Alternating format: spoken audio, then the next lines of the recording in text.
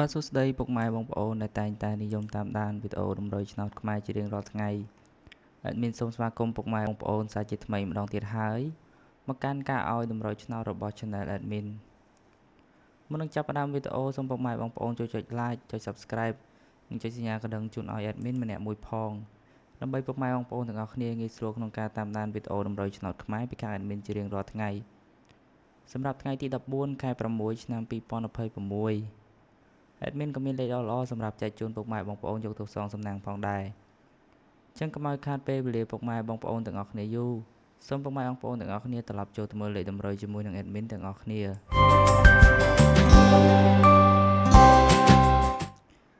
សម្រាប់ពីលេខ Admin មានចំនួន4គ្រាប់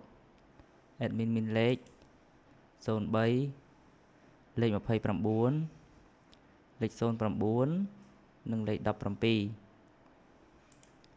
សម្រាប់3លេខគុណ Admin ក៏មានចំនួន2គ្រាប់ផងដែរ Admin មានលេខ003គុណនិងលេខ289គុណសម្រាប់លេខអូស Admin ក៏មានចំនួន2គ្រាប់ដែរ Admin មាន20គុណអូសនិង00អូសបើសិនជាពុកម៉ែបងប្អូនស្រឡាញ់ចូលចិត្តលេខ Admin អាចយកលេខខាង Admin ទៅផ្សងសំណាងលេខបានជូនពរពុកម៉ែបងប្អូនដែលយកលេខខាង Admin ទៅផ្សងសំណាងហេងសំណាងល្អចូលគ្រប់លេខចាក់ចូលគ្រប់របស់ទាំងអស់គ្នាជាចុងក្រោយ Admin សូមអរគុណដល់ពុកម៉ែបងប្អូនដែលបានតាមដានវីដេអូ Admin តាំងពីដើមរហូតដល់ទីបញ្ចប់ជូនពរពុកម៉ែបងប្អូនរកស៊ីទទួលទានមានបានសុខភាពល្អសំណាងល្អទាំងអស់គ្នា